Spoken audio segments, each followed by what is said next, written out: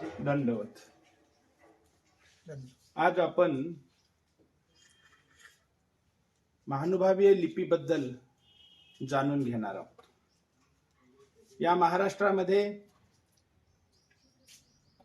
12व्या शतकामध्ये माहिमभट्ट यांनी लीळाचरित्र हा ग्रंथ लिहिला. शके 1190 मध्ये 96 मध्ये शके 1196 मध्ये लीळाचरित्र हा ग्रंथ लिहिला. हा लीळाचरित्र ग्रंथ मराठी भाषेतील पहिला ग्रंथ होय.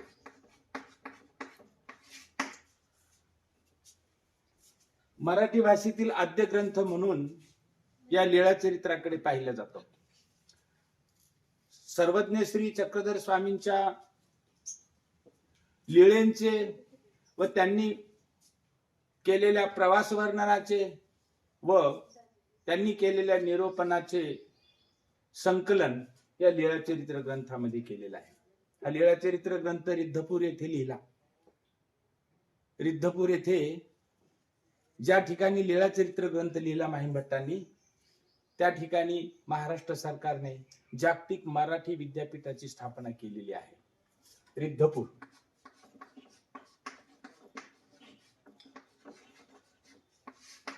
या रिद्धपूरला मराठी भाषेचं पहिलं विद्यापीठ स्थापन झालेलं आहे.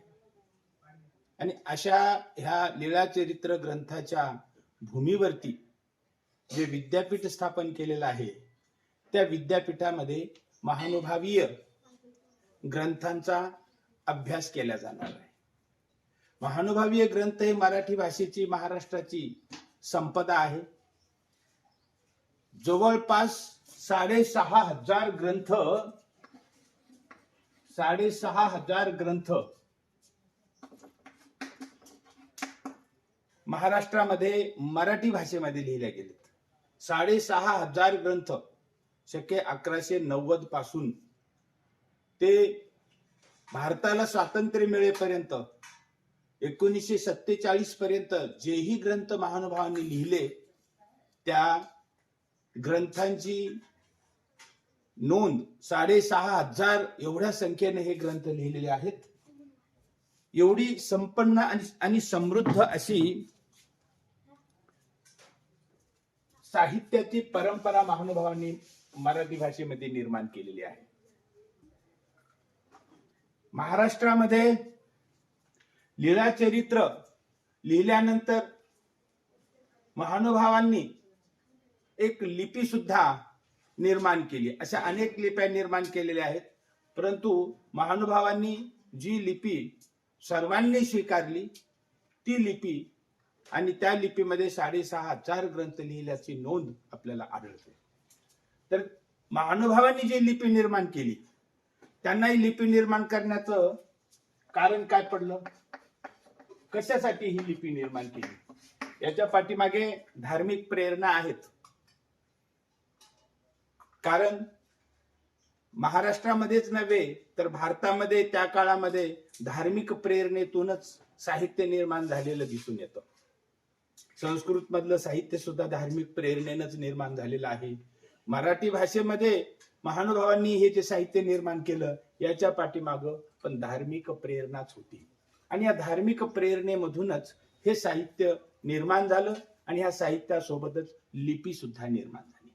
महानुभावांनी जी लिपी निर्माण केली, त्या लिपीमध्ये हे 6,500 ग्रंथ लिहिल्या गेले. ज्या वेळेस हे ग्रंथ लिहिल्या गेले, त्यावेळेस महाराष्ट्रामध्ये अजून एक लिपी अस्तित्वात होती. ही महानुभावीय लिपी एक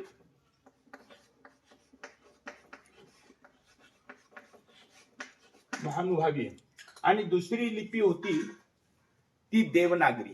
त्या लिपीला बाळबोध लिपी असं सुद्धा म्हणलं जायचं.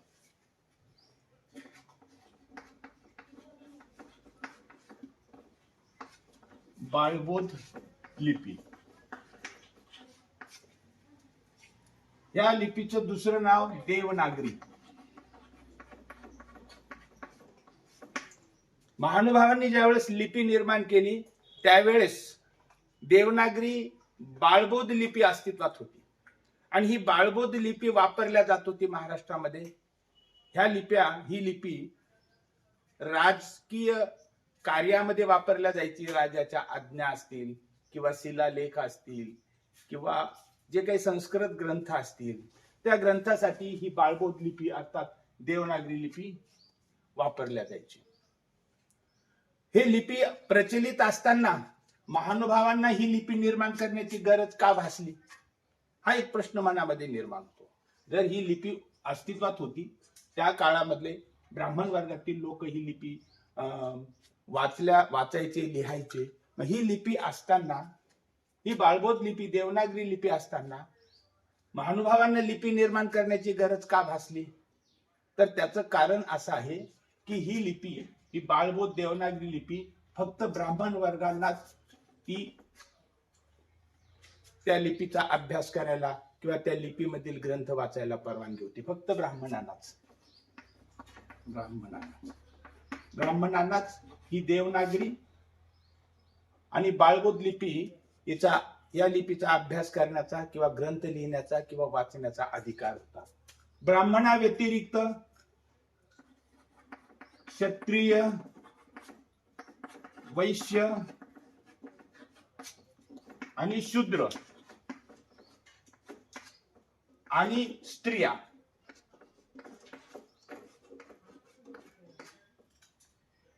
ब्राह्मण या वर्गा व्यतिरिक्त क्षत्रिय, वैश्य, शूद्र आणि स्त्रिया यांना ही देवनागरी बाळबोध लिपी वाचायला मनाई होती. ही फक्त ब्राह्मण वर्णापुरतीच मर्यादित होती. क्षत्रिय, वैश्य, शूद्र यांना ही लिपी वाचायला परवानगी नव्हती, ग्रंथ वाचायला परवानगी नव्हती, ज्ञानाचा अधिकार नव्हता.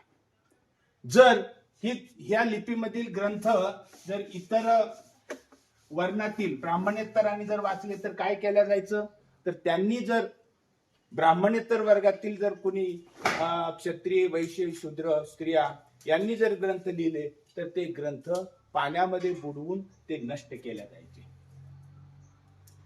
ब्राह्मणेतरांनी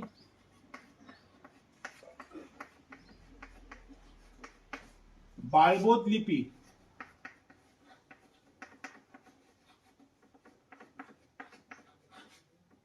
किंवा देवनागरी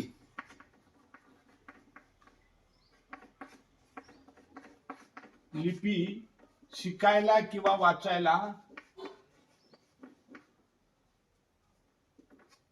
वाचायचा प्रयत्न केला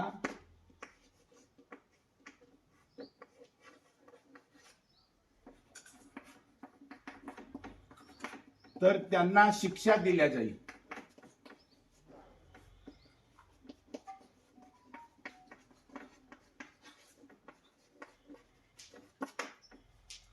याचं एक ज्वलंत उदाहरण आपल्याला सापडतं की संत श्रेष्ठ तुकाराम बाबा यांनी गाथा लिहिल्या अभंगाच्या, तर त्या गाथा पाण्यामध्ये बुडून नष्ट करण्याची त्यांना शिक्षा झालेली होती.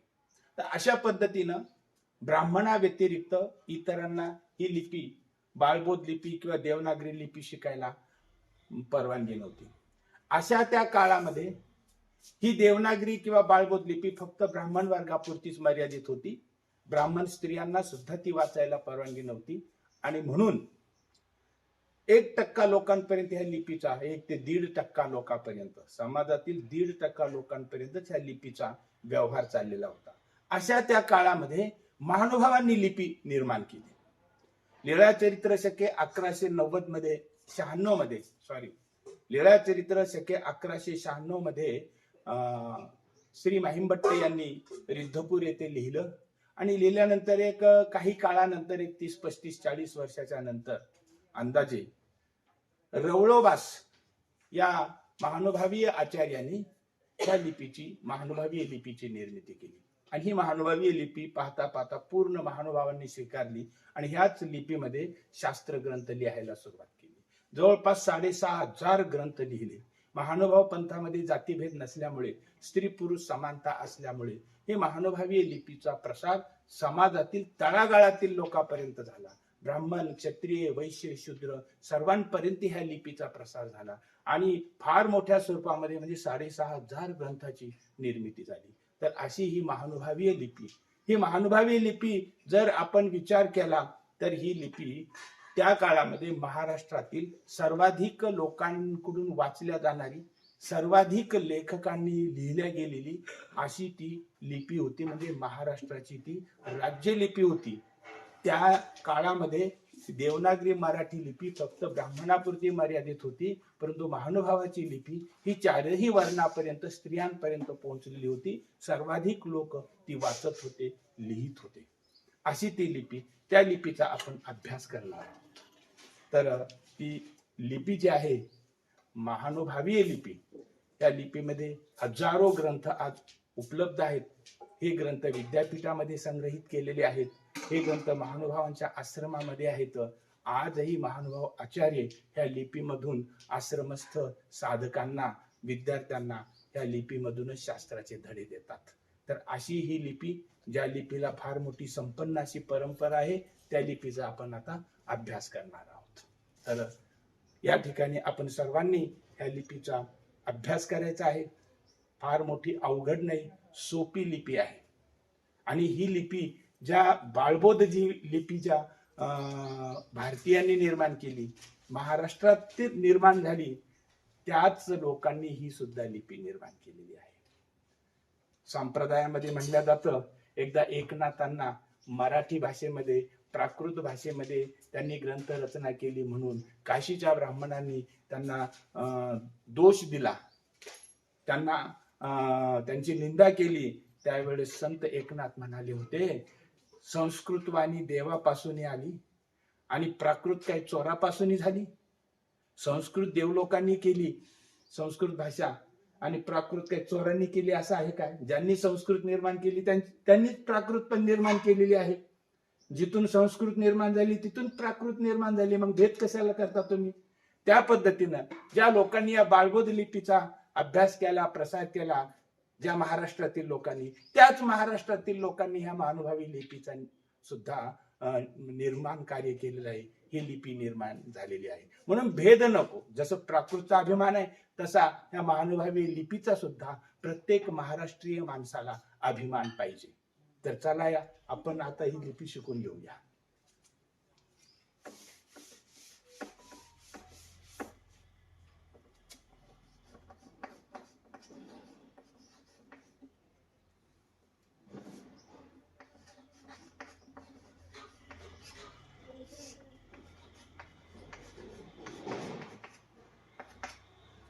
महानुभावीय लिपीची मुख्य प्रेरणा आहे सर्वज्ञ श्री चक्रधर स्वामींच्या तत्वज्ञानाचा प्रसार व प्रसार करणे.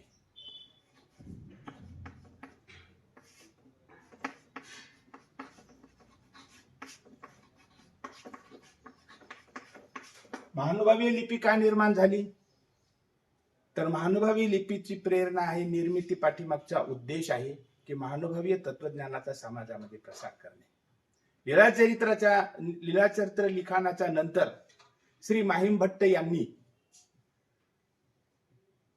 लीलाचरित्राच्या लिखाणानंतर एक काही काळानंतर श्री रवळोबास यांनी ह्या लिपीची निर्मिती केलेली आहे. तर ह्या लिपीमध्ये जसं बाळबोध लिपीमध्ये अ आ इ ई उ ऊ ए ऐ ओ औ अम आ असे स्वर आहेत, वर्ण आहेत, क ख ग घ, तसंच ह्या महानुभावी लिपीमध्ये पण आहेत. तर आपण अ आ इ ई हे जे स्वर आहेत याची आपण आज माहिती घेऊया.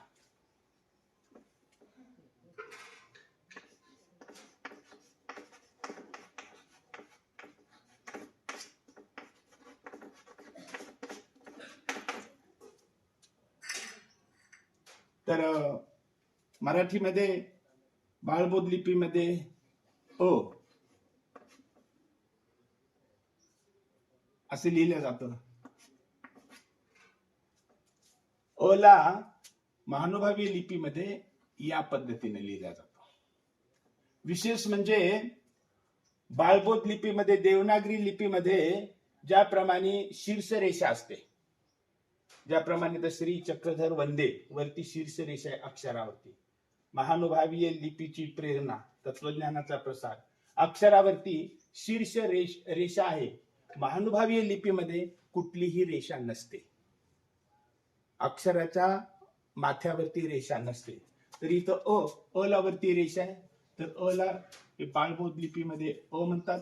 महानुभावीय लिपीमध्ये या पद्धतीनं अ लिहिला जातो. अ आ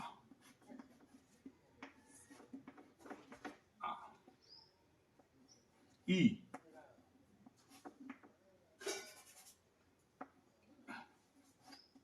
ई ई ई ई अ ला मानवावी लिपीमध्ये असं लिहितात.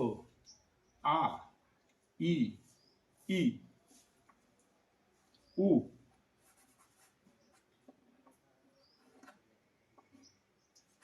उ उ हे पोटफोड्या उखळाचं उसाचं उ म्हणतात. याला सुद्धा अशाच पद्धतीनं महानुभावी लिपीमध्ये लिहिल्या जातं. त्याच्यानंतर येला बाळबोध लिपी महानुभावी लिपीमध्ये सुद्धा ये जशाला तसं लिहिल्या जातं. आईला सुद्धा जशाला तसं लिहिल्या जातं. फक्त शीर्षरेषा ओढल्या जात नाही, शीर्षरेषा नसते. ओ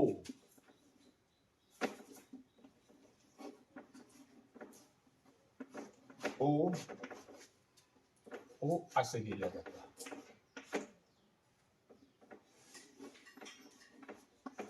औ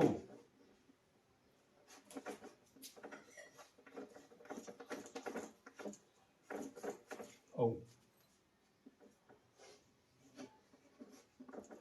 अम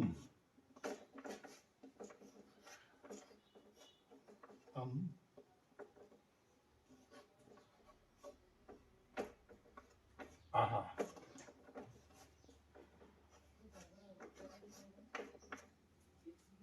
तर हे बाळबोध लिपीमध्ये, देवनागरी लिपीमध्ये अशा पद्धतीने लिहिलं जातं. अ ला महानुभावी लिपीमध्ये असं अ लिहितात.